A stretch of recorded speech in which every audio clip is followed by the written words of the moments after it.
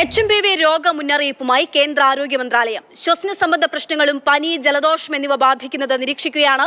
ചൈനയിൽ HMPV സ്ഥിരീകരിച്ച പശ്ചാത്തലത്തിലാണ് ഈ ഒരു നടപടി ഉണ്ടാകുന്നത്. അനൂപ് ദാസ് വിവരങ്ങളുമായി ഉണ്ട്. അനൂപ്, ആദ്യം കേന്ദ്രം എന്തൊക്കെ മുന്നറിയിപ്പ് നൽകുന്നു? അതിനപ്പുറത്തേക്ക് ഒരു രോഗബാധ എന്ന് കേൾക്കുമ്പോൾ തന്നെ നമുക്ക് പേടി ഉണ്ടാകാറുണ്ട്. ഇത്തരത്തിൽ കുറച്ചു കാലമായി ഇപ്പോൾ എന്താണ് HMPV, എങ്ങനെയാണ് ഇത് പടർന്നു പിടിക്കുക, മറ്റ് അത്തരത്തിൽ രോഗവുമായി ബന്ധപ്പെട്ടുള്ള വിവരങ്ങളും? HMPV എന്ന് പറയുന്നത് ശ്വാസകോശ സംബന്ധമായ ഒരു രോഗമാണ്. 2001 ആദ്യമായി ഇത് ലോകത്ത് സജീവമായി റിപ്പോർട്ട് ചെയ്യുന്നത്. അങ്ങനെ റിപ്പോർട്ട് ചെയ്തിട്ട് 24 വർഷമായിട്ടുണ്ടെങ്കിലും ഏതെങ്കിലും തരത്തിലുള്ള വാക്സിൻ ഒന്നും ഇതുവരെ കണ്ടുപിടിച്ചിട്ടില്ല. എന്തായാലും ഇപ്പോൾ ഈ വൈറസ് ചൈനയിൽ പടർന്നു പിടിക്കുന്നുണ്ട് എന്നതാണ് റിപ്പോർട്ടുകൾ. ചൈനീസ് സർക്കാരോ അതല്ലെങ്കിൽ അവിടുത്തെ മറ്റേതെങ്കിലും ഔദ്യോഗിക സംവിധാനങ്ങളോ ഏതെങ്കിലും തരത്തിലുള്ള മുന്നറിയിപ്പ് ഈ രോഗവുമായി ബന്ധപ്പെട്ടുകൊണ്ട് ചൈനയിൽ നൽകിയിട്ടില്ല.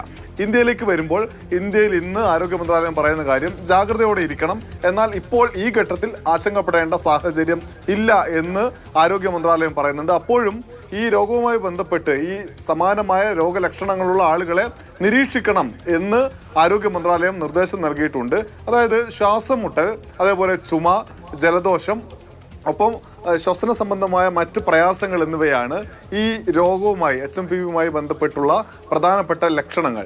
ഈ രോഗലക്ഷണവുമായി മുന്നോട്ട് പോകുമ്പോൾ 3 മുതൽ 6 ദിവസം വരെയാണ് ഇൻക്യുബേഷൻ പീരീഡ്. ഒരാളിൽ നിന്ന് മറ്റൊരാളിലേക്ക് ഈ രോഗം എത്തി നമ്മുടെ ശരീരത്തിൽ അത് പ്രവർത്തിച്ച് അത് നമ്മുടെ പുറത്തു വരാനുള്ള ഒരു കാലപരിധി എന്ന് പറയുന്നത് 3 മുതൽ 6 ദിവസം വരെയാണ്. മാത്രമല്ല ഈ രോഗത്തിൻ്റെ ഒരു പ്രധാനപ്പെട്ട പ്രശ്നം സാധാരണഗതിയിൽ നമുക്കുണ്ടാവുന്നത് പോലെയുള്ള ചുമയോ ജലദോഷമോ പനിയോ ഒക്കെ ആയിരിക്കും.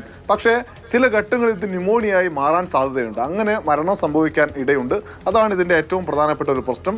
ചെറിയ കുട്ടികൾ, അതേപോലെ പ്രായമായ ആളുകൾ, ഒപ്പം തന്നെ പ്രതിരോധശേഷി കുറവുള്ള ആളുകൾ എന്നിവരിലാണ് ഈ രോഗം കാര്യമായ പ്രശ്നങ്ങൾ ഉണ്ടാക്കുക. എല്ലാ പ്രായത്തിലും പെട്ട ആളുകൾക്ക് ഈ രോഗം പിടിപെടാനുള്ള സാധ്യതയുണ്ട്. എന്നാൽ ഇപ്പോഴത്തെ നിലയിൽ ചൈനയിൽ ഔദ്യോഗികമായിട്ടുള്ള മുന്നറിയിപ്പ് നൽകിയിട്ടില്ല.